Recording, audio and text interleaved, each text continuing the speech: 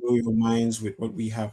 We have a very interesting speaker that would give us some insights into what he has today for us as a topic. But before that, I would like to tell you that the Value Loop is a community of driven professionals committed to growth and collective success. Here we turn potential into performance through shared learning and real conversations that inspire action. At the heart of the value loop, we have a very simple loop. You learn, you apply, and you share. Then obviously you grow once you apply all these. So it goes in a full circle and then it makes you a value looper. So for those that haven't or are new here, we have social media handles. Our YouTube social media is the_value loop. Our WhatsApp channel is the value loop without the E hub. And then our LinkedIn page is also that. You can scan the QR code to access these social media platforms and then follow us for our previous videos and our current one that we would go live at the end of the day. So today we have a very interesting topic, which is working smarter, not harder, using data and analytics to optimize your workflow. This is taken by Mr. John Ilalohun. Mr. John is a very insightful and exciting accountant. He holds an MBA from the University of Webster. He has expertise in financial data analysis and is an expert in this field. He is currently wrapping up his journey to become a chartered accountant, and he currently also works for a multinational company that handles airline travel and accommodation spaces in the Netherlands. He currently spearheads the data analysis protocol at this company, and he has one or two insights to share with us today. So without further ado, I would give Mr. John the floor to give us his insights. So John, if you are here, I believe you are, please take the floor and wow us today. Thank you very much. Hi, hello.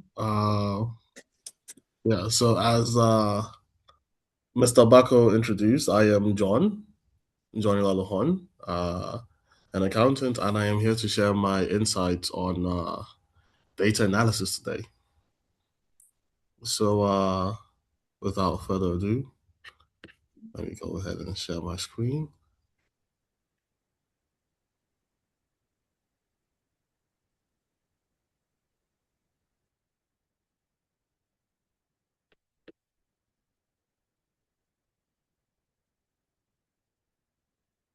Can everyone see my screen? Yes, we can. Wonderful, wonderful. So, hi again. This is John, and today I'll be talking about working smarter, not harder, how we can use data and analytics to optimize our workflow. So, jumping right in, a lot of people feel very busy, or they are of the opinion that they are very busy. And this is not an opinion that is founded upon falsehood most of the time. It is a direct reflection of the amount of work and hassle that we go through, you know? So this is not to discount that people are busy, this is to analyze why we're busy and see how we can remedy that. So the first step to doing that is a question of, are we really busy or are we just overwhelmed? I think a lot of people can relate to a situation of long work hours, missed deadlines, feeling burnt out with all the work that we do, you know. And this is not a very sustainable way to go about working at the end of the day. So The question is there a way you can avoid these things while still being productive? Because many professionals are busy, but are they truly productive? So when you analyze this, when you look at the symptoms of all the long work hours and all of these things, what can help? This is a problem many of us face. Me personally, especially at the start of my time with the company, before we implemented a lot of new data driven tactics, we worked long, long hours, especially come tax season when we needed to close accounts. We would work for many hours in a day. Like we leave the office after working 10 hours, sometimes 11, leave the office at night, and we'd have to talk with the clients to adjust deadlines due to the heavy workload. But AI and data tools specifically can revolutionize your work experience. So we have experienced the growth in workload. Me personally experienced the growth in workload, but the amount of time I spent doing that work actually went down, you know? So the goal is to work smarter, not harder, and working smarter does not equal working less. You can work as many hours as you want, but if you are able to achieve the same results in less time, I think we would all be very happy for such a change, you know? So one of the keys to this is to consider your time versus your impact, you know? Are you spending most of your time on menial tasks? Are you doing the big objectives you have? Because tasks are plenty, but an important thing to do when you consider your task is to prioritize. So you have to prioritize the high impact tasks. And how do you decide what is high impact? You could do this based on opinions. You could ask your colleagues what they think is important. You could ask your manager. You could ask your subordinates. You could ask around and use the opinions to make a decision. But opinions are not infallible. Data is. Well, data is also open to interpretation, but data gives you a much more solid ground to work on.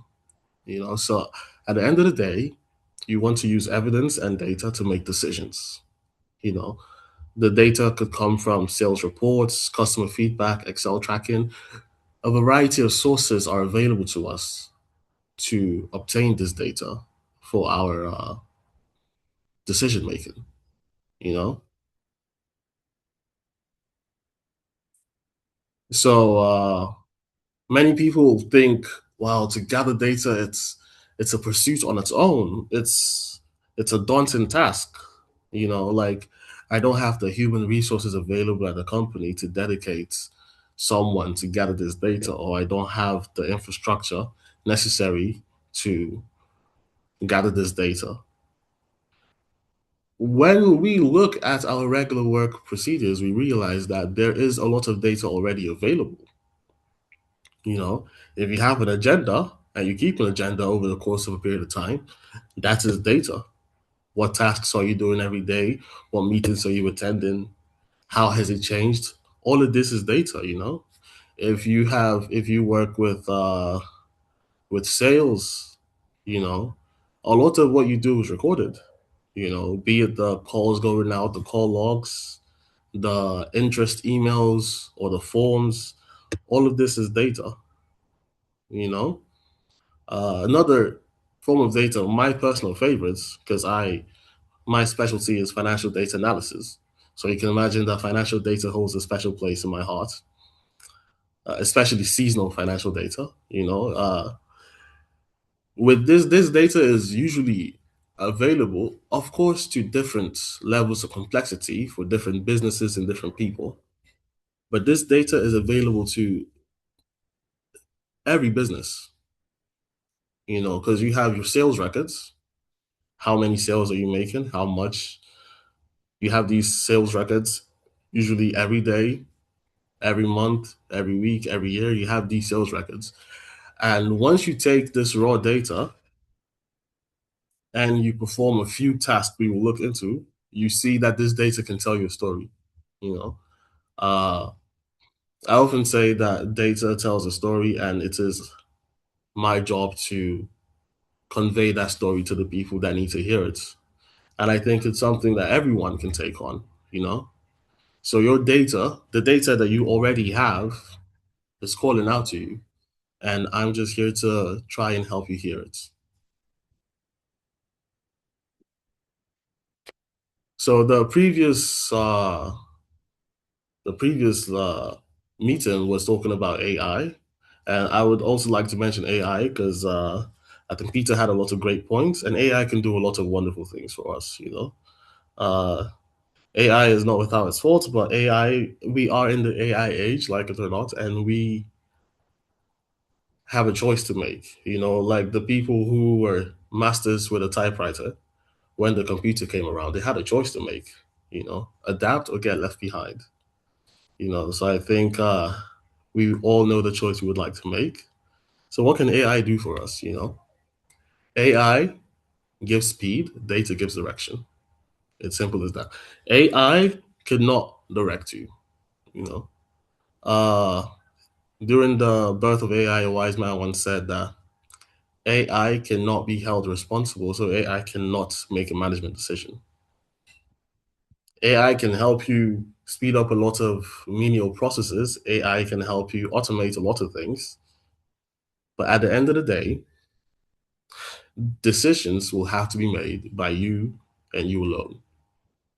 You know, so AI can help speed things along before the decision, after the decision, but you have to make the decisions. And how do you ensure that you make the best decisions? With data. So data can help you identify what should be automated. Data can help you identify what should be stopped altogether. Can help you identify what you should focus on. The data is necessary if you want to make good decisions. You know, so AI without data is guesswork. So if you employ AI, you can speed many things along. But without data, you're speeding along to nowhere. So when you make that when you keep all of these things in mind, we have to keep in mind that we are in a Nigerian workplace. You know, this is a seminar for the Nigerian professionals. You know, uh, so what does it mean to work smarter in the Nigerian workplace? You have to look at the challenges first of all. We will also look at the benefits, and we'll also look at the opportunities that are available. But we start with the challenges. Nigeria is a lovely country, my country. I love it so much. But Nigeria has certain things that make it more difficult to succeed. One such thing is unstable power. NEPA. NEPA is a very fickle mistress, you know, and it is hard to put your best foot forward when you're uncertain of something as simple as power. A lot of Nigerian offices as well are very understaffed. And what that unfortunately means is that a lot of people are doing work meant for a number of people, you know?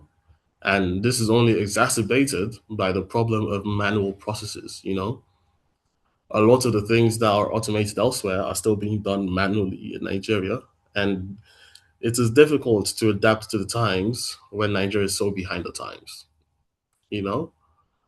Because one example is the Netherlands, where I am based, is a mostly cashless society, you know? So this offers a certain level of flexibility with payments and transactions that is simply not as present in Nigeria. Because as much as we hope Nigeria moves forward, Nigeria is very behind the times in terms of a lot of the aspects of development, you know? And there's also the general lack of structure, both on a macro and on a micro scale. There is not a lot of structure in the country as a whole, and this often translates to businesses where there is not a lot of structure. You know, there's things are usually done loosely. The rules are not necessarily set in stone. And this can offer challenges when you're trying to streamline processes. Because in order to streamline something, it needs to be, along, if you're going to speed along a road, you would hope that the road is straight and stable. Because otherwise, it's easy for the cart to fall over. So yes, Nigeria has a lot of difficulties, especially these last two, being behind the times and the lack of structure. However, these same things that we listed as challenges, when you look on the flip side, are also opportunities. You know, Nigeria's behind the times, yes. But what that means for you, if you are able to adopt early and be at the forefront of emerging technologies, means that not only are you a step ahead, you are multiple steps ahead.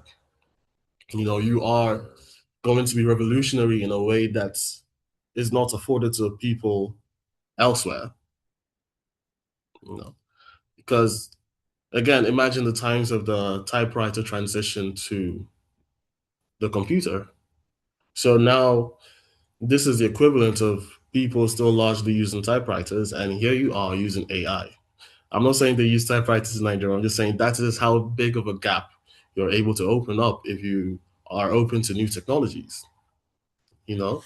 And it is an immense opportunity, you know? And one thing you should also keep in mind is that with a lack of structure, it means that things are more flexible. In my experience, at my company, we work with a lot of airlines, and especially the bigger airlines, what we call legacy airlines. They are very set in their ways. Like, it's mind blowing when you think about it, but I can confirm to you that some of these airlines still use fax. Yeah, they still use fax. They still keep manual flight logs, written flight logs in 2026, and they still fax things to each other. And these are systems that were built many decades ago, some of them even over a century ago, and they are very stuck in their ways. So if you come and try to innovate and bring about change, it's very difficult. But you don't have that problem necessarily in Nigeria, because a lot of these companies don't have structures that are unable to change. So you have a lot more wiggle room, and I think it's something that if you take good advantage of will put you in a very good place. And Nigeria is at the beginning of its digital transformation. So you are pioneers, and this is a huge opportunity. you know Now, let's look at the benefits of working smarter in the Nigerian workplace. As professionals, the thing we are most concerned about is our career, and digital and analytic skills increase your career value. You are going to be a much better prospect for an employer if you are abreast in AI and data analytics. If you're able to do the data analysis yourself, you are a star. If you're able to even understand the analysis derived from the data, you're still in a very good position. You know, you don't need to be a wizard. You know, Once you have these analytical skills, you are in a very good position going forward. And going forward, not just in the meantime, but down the line as well. Because again, I would like to bring you back to the typewriter people. They were not future proof, you know? If you did not learn to work with computers, then you were left behind with the times. But you have been given a chance to learn skills that are future proof. Analysis is never going out of fashion, you know? Because again, like I said before, AI cannot be held responsible, so AI cannot make decisions. So people who make decisions will always be needed, and people who make good decisions will always be wanted. And how do you make good decisions? You make decisions driven by data. Now, how do we work with this data? Where do we find this data? How do we work with this data? What tools can help? So there are a number of examples. There's Excel, Google Sheets. This is where you can store a lot of data here. Uh, with larger data sets, you might want different options, but especially when you're getting into it, Excel and Google Sheets are man's best friend, you know? And the same applies to Power BI. And a personal favorite of mine is Redash. That's what we use at our company. That's what I use. And it is a little bit of a higher entry point than Excel and Google Sheets. And it might not be the most cost friendly option, but it's a great option. Notion and Trello, we also use great options. And for easy AI, ChatGPT, Microsoft Copilot, easy, good options that allow you to integrate easily. You know, again, my favorite is Redash, but I am as much a lover of Excel as anyone you'll meet. You know, and these tools are easily available, easily usable, not too complex, and a great way to start. So when we talk about data, we've talked a lot about data. Well, what are some examples of data? You know, different data sets. We talked about customer call records. We talked about uh, client details, things like that. So you have different data sets for different purposes, you know, and you have financial records. You have all these different data, and they need to be read differently, and they need to be represented differently. You know, for example, marketing data like market share. When you want to represent market share, you can represent it a number of ways, but the best way to represent market share is almost always going to be in a pie chart, you know, a type of graph, you know. So different graphs for different data sets and different things you want to see. You know, if you want to see trends, trend lines are your best friend. If you want to see portions, pie graphs are your best friends, you know. And pivot tables take a large data set. Pivot tables take a large data set. If you have a data set containing 10,000 customers, it is hard to see the specific things you want in a data by looking at the large data set as a whole, the table. You know, it's not very easy to tell. I have an example here I'll show if you give me a moment.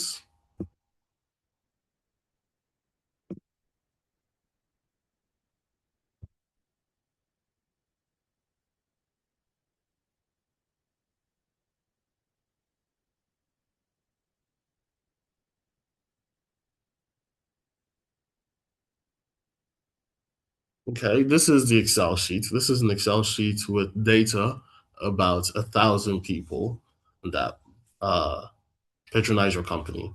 You know, you have the user ID, you have the name, the sex, the email, the phone, date of birth, job title.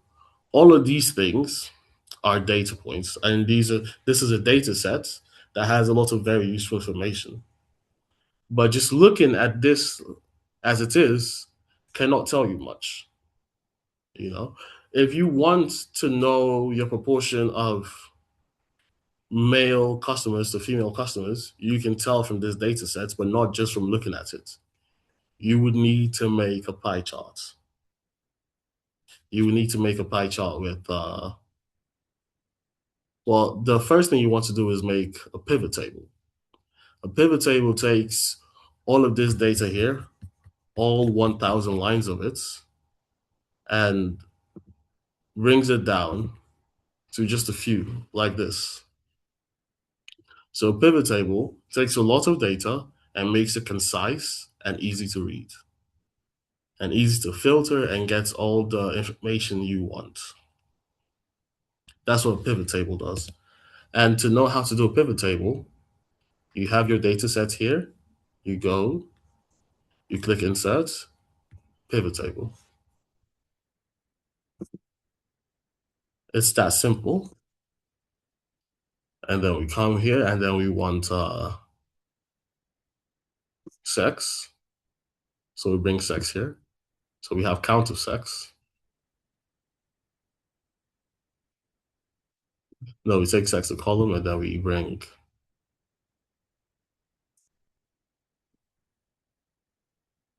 Okay. So if you want a count of something, if you want the number of people in a certain category, you bring them down to values and it generates a count of that thing.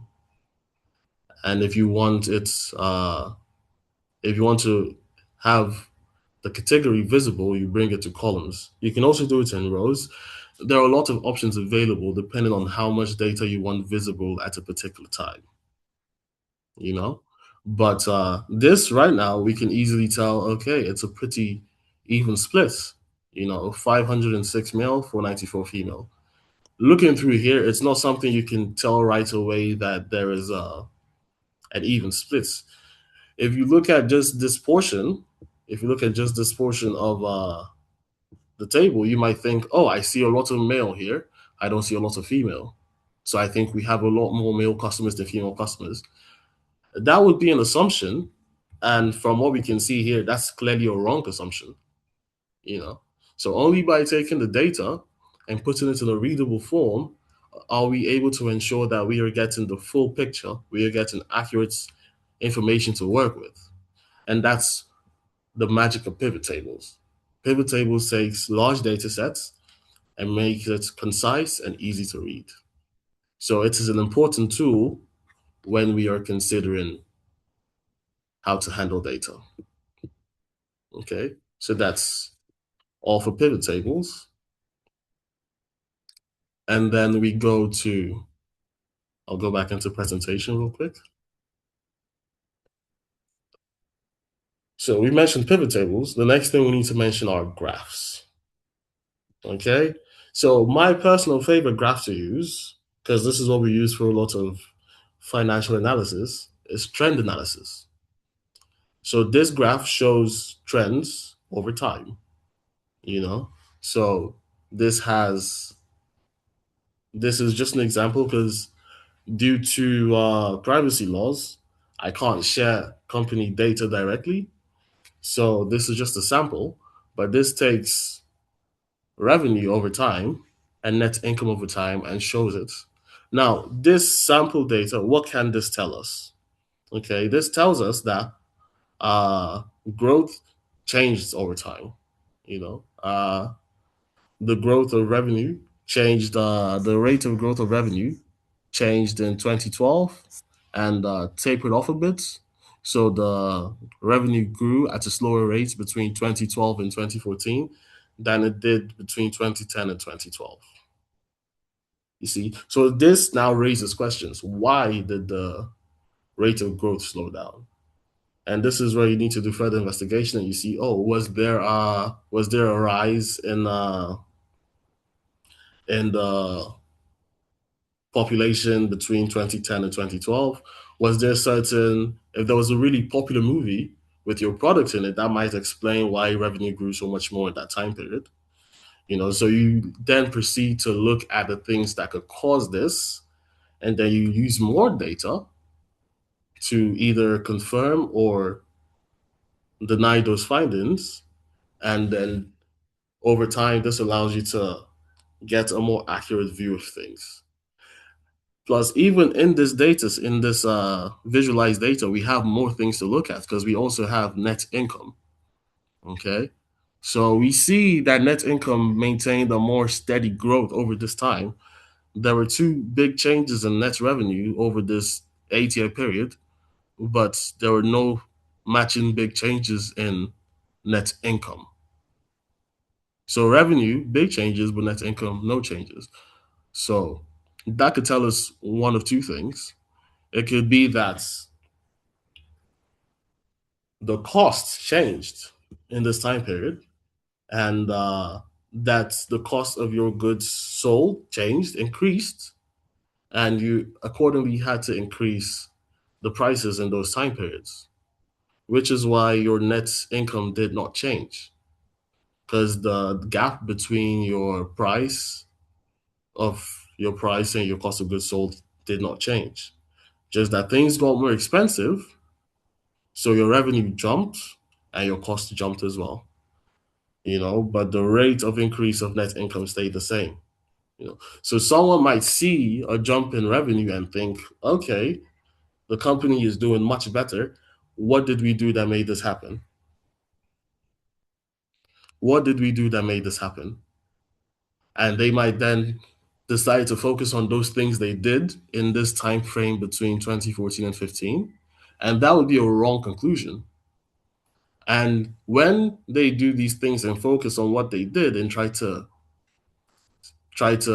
emulate the previous results, they will find that it doesn't work, and then they don't know why.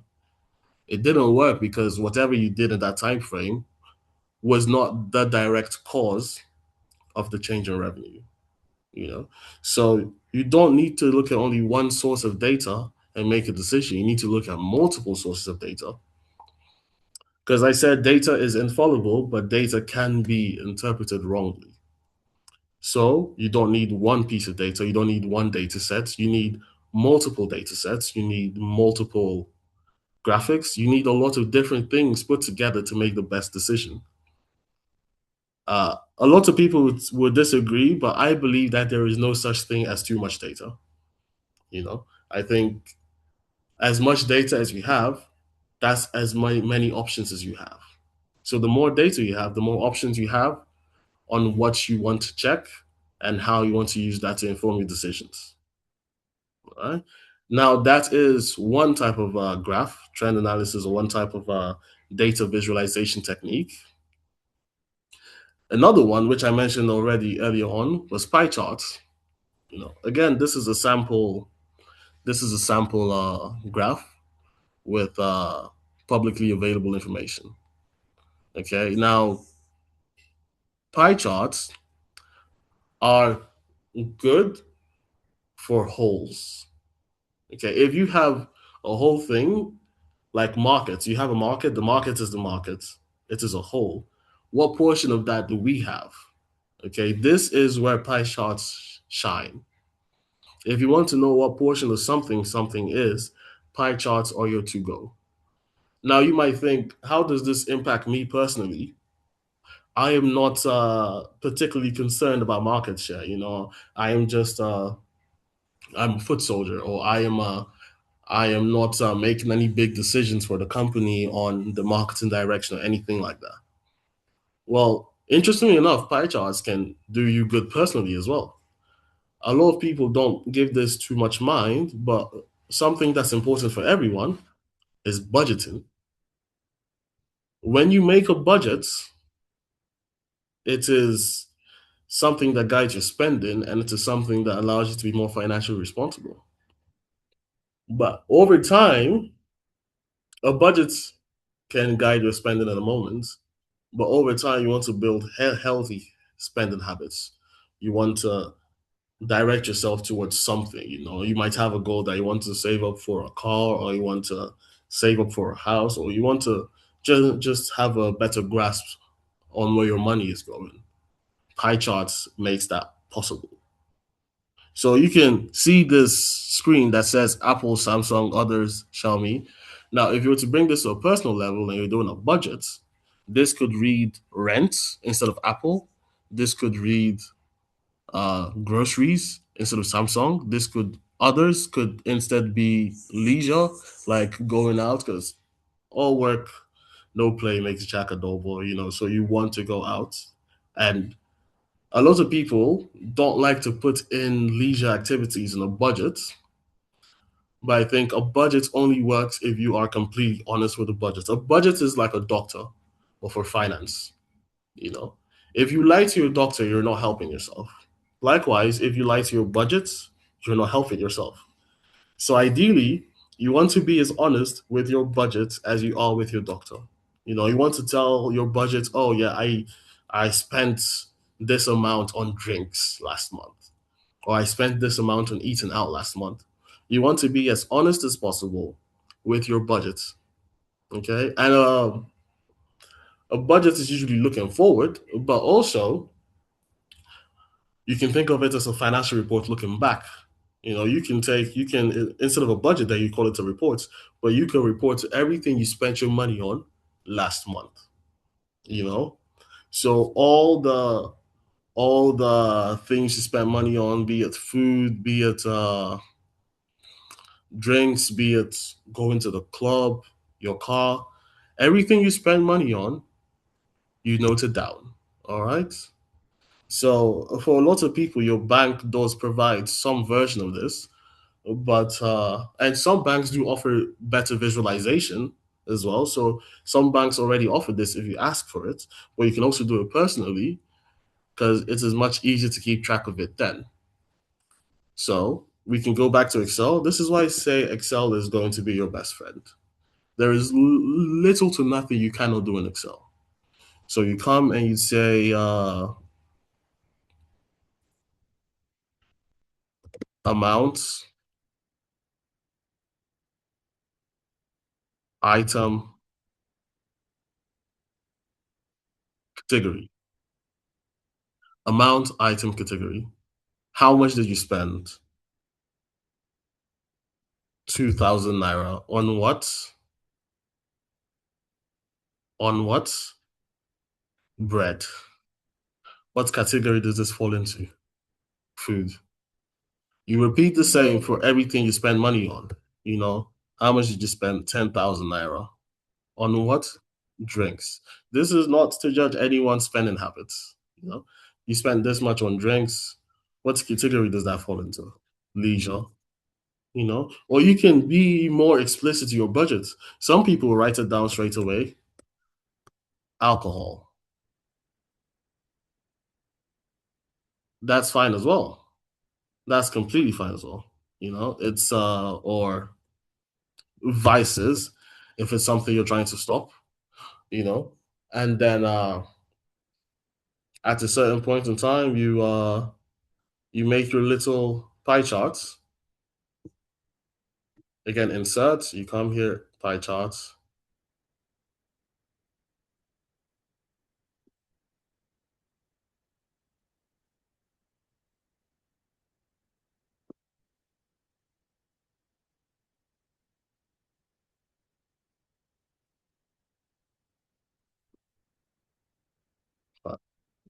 One second.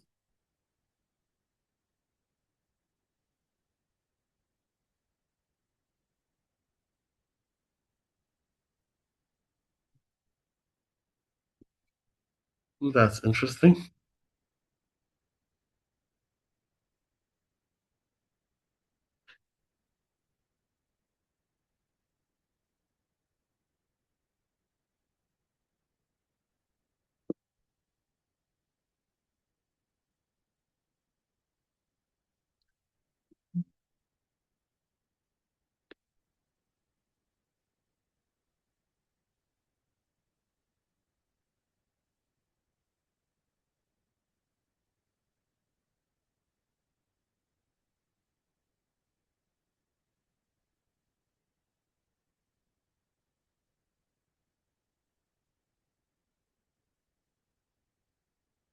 That's unfortunate. I might need to switch some things around. Yeah, well, data is infallible, but I am not, apparently. So we can switch this around and bring this here and delete this.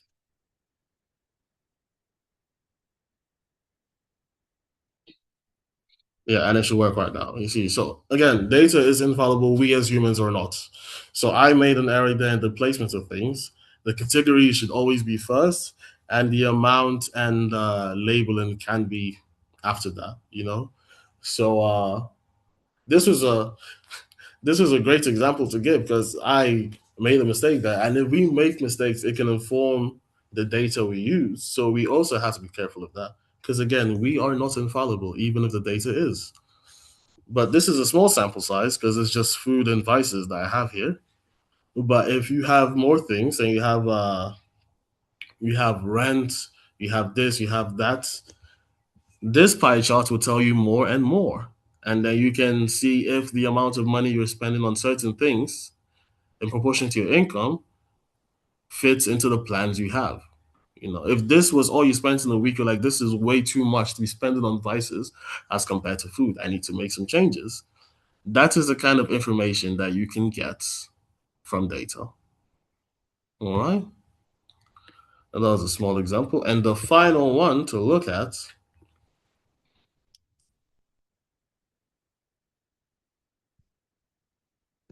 dashboards. So dashboards is the holy grail of data visualization, because dashboards contain the tables, contain the graphs, and it contains certain metrics that you're interested in.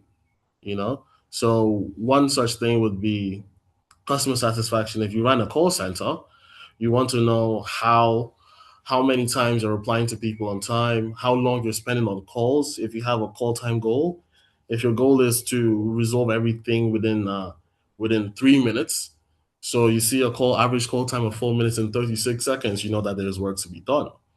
You know, you have benchmarks to meet. Your benchmark is to reply on time to things 95% of the time. You see 98.2, you know that you're on target.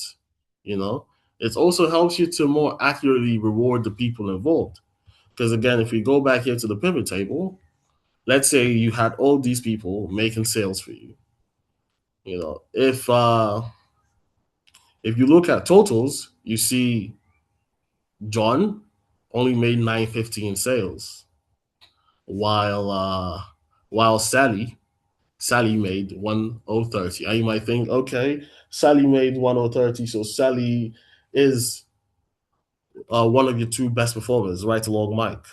But if you take a closer look and you see that, well, actually, John was off in the month of September.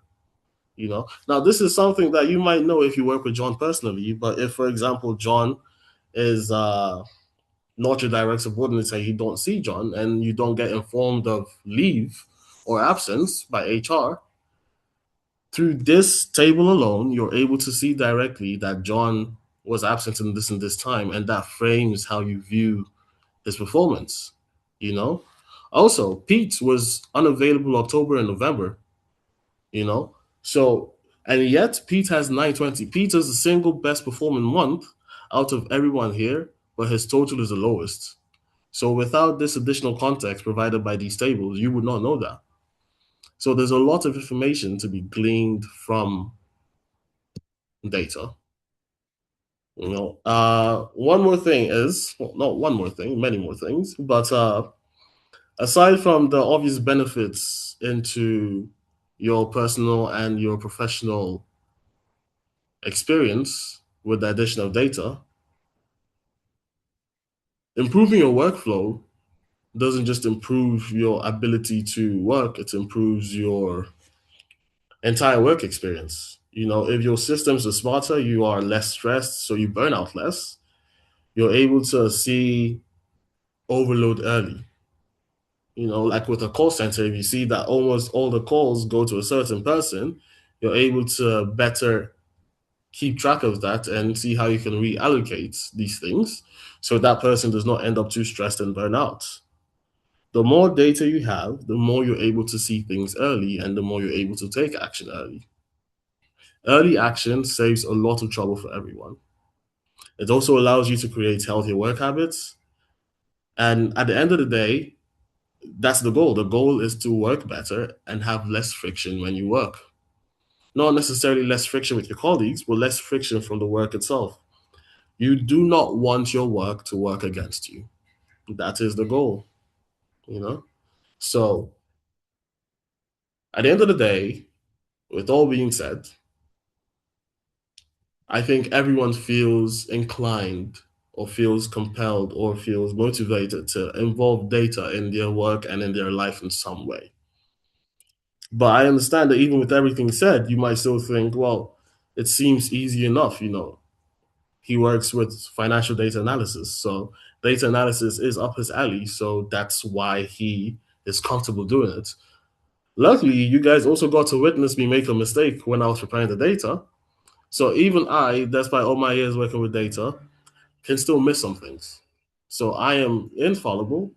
So I am just like I'm like everyone else. and even the data scientists are like everyone else. And you do not need to be a data scientist to use data. You don't need to have a degree in data science to use data. Anyone can use data. You know, even your PS5 or your Xbox or whatever, when it shows you time spent playing a certain game or time spent playing games compared to other games, that's data. So even your leisure time involves data. Data is everywhere. It is up to you if you decide that you want to engage, and you want to use it, and you want to listen. And also, you do not have to start big. You can just do a budget. You can just do a budget. That's a small place to start, helps you personally. And then when you feel more confident, you can introduce it into your workflow. And once you get to that point to introduce it to your workflow, you don't need to revamp the whole thing. You can start small. You can make one small change where you use data to inform decisions. And you'd be surprised how big of an impact it can have. You know, I think AI and analytics are essential career skills. And I find that many people in human resources and many people in the corporate world as a whole agree on this notion. So it is up to you if you want to keep abreast of the times and if you want to prepare yourself and ensure that you are well placed going forward. So I think everyone can agree with me that it is important to adapt early. And if you adapt early enough, then that will allow you to stand out professionally much easier and put yourself in a great position going forward. So do not forget, you can start small. A single drop over time can create an ocean. Journey of 1,000 miles begins with a single step. There are many sayings that point to the fact that you can start small. You know? So it is up to you, but I do implore you to start small and to start smart. Thank you.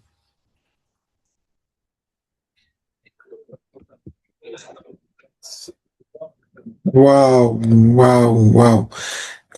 Thank you very much, John. This has been very insightful. I've just been hearing data, data, data. Normally, on a normal basis, when I hear data, I think of airtime. We're still in our own corner of the world. So when we hear airtime, when we hear data, data, all I think is gigabytes, megabytes, and kilobytes. But this has been very insightful. I am pretty certain there are people on the call that would want to ask us some questions. I have already typed in a question for you. There was a previous question as well that somebody asked if, let me just go back and ask the question.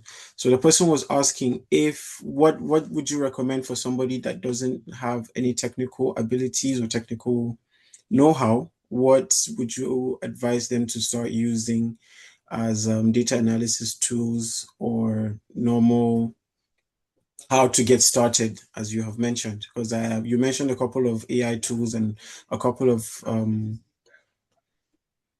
normal tools, Excel and all of that we can use. So, which one would you recommend for someone that is just starting to learn how to do it? Because I know people want to go into data analysis and just analysis in different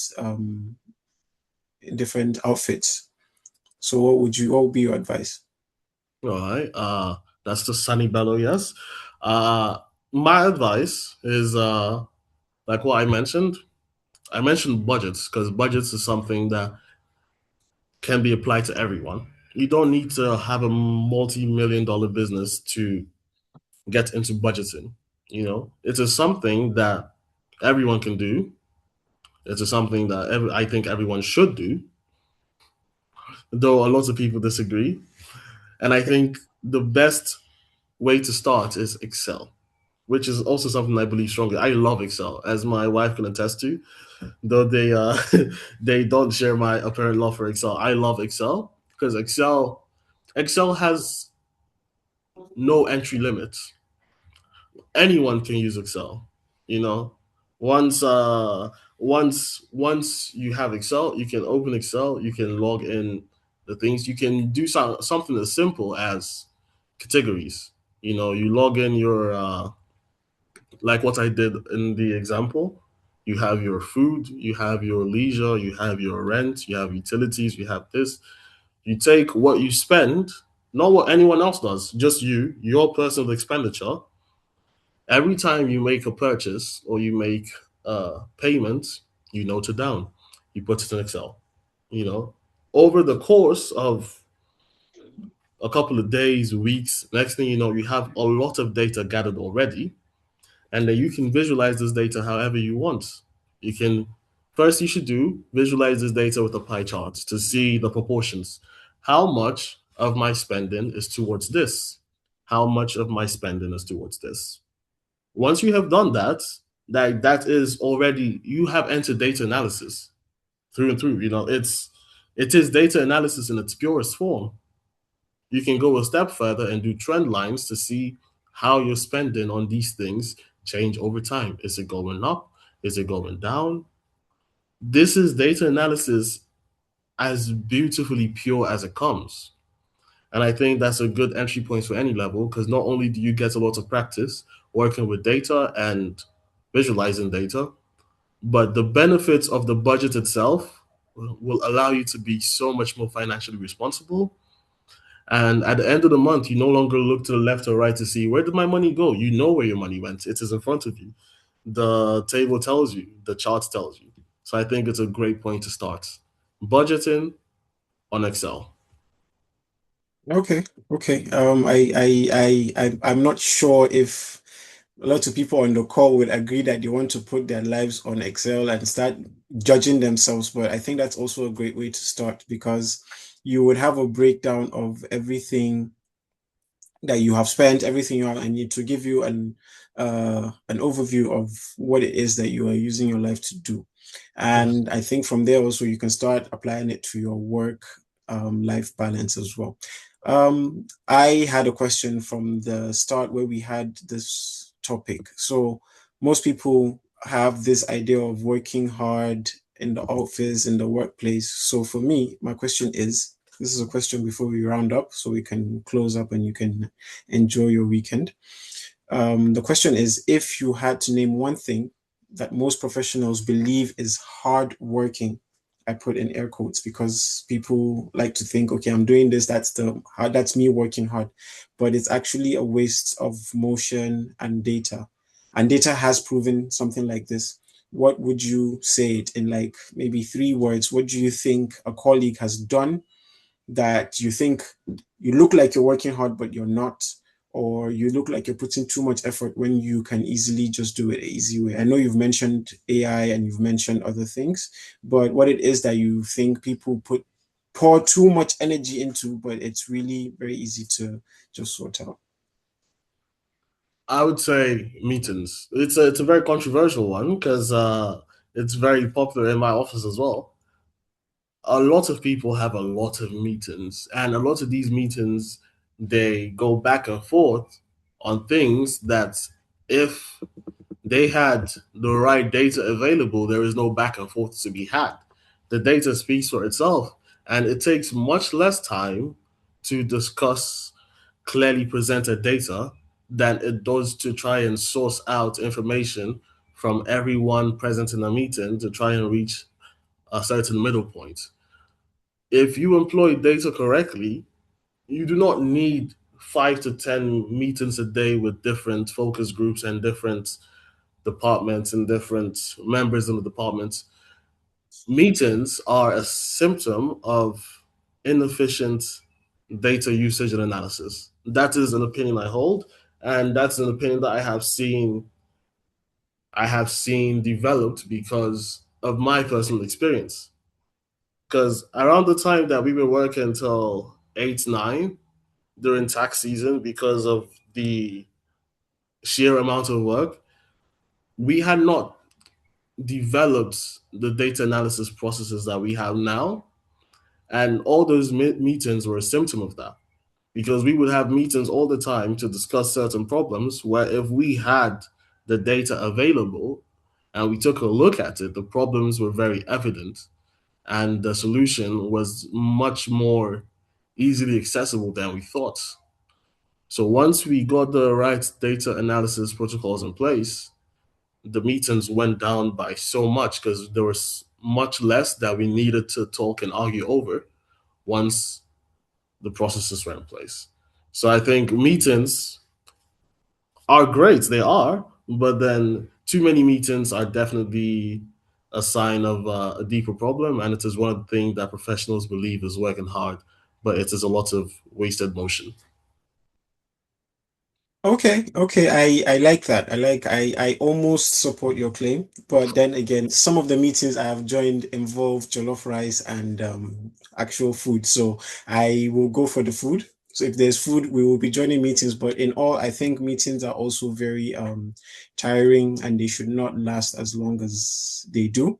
And I think they are sometimes counterproductive. If you can just meet for like 10 minutes, get things sorted, I think it's very productive. And like you said, if you have data and it is very accurate, it's very possible to just do things very quickly and get the rest of the day sorted. But with that, I would like to say a very big thank you to you, John, for taking time out of your day to give us these analyses and then educate us on how to use our data. And you have given us financial advice on putting our whole life on Excel. Maybe we'll extend it to Power BI as well and try and see automations. We'll also add some AI tools, as Peter has spoken about in his own previous session. We would automate our lives and we'll become our own little Iron Man and Iron Woman. But from us at the Value Loop, we want to say another big thank you very much. For people that are just joining or people that are joining for the first time, our social media handles are there available for you to watch this session again or watch previous sessions that we have had. They will be impactful towards you or towards somebody that you know. So please share them. Please have them Please watch them, and then I am pretty certain you will pick up one or two, or you can also drop us comments on commendations or any type of recommendations that you have, or things that you would also want us to speak about that are concerning to you, or things that you want to learn from the value loop. So, once again, thank you very much, John, and have a wonderful rest of your weekend. Likewise, enjoy the rest of your weekend, lads, and wish you all the best. Thanks for having me. Thank you.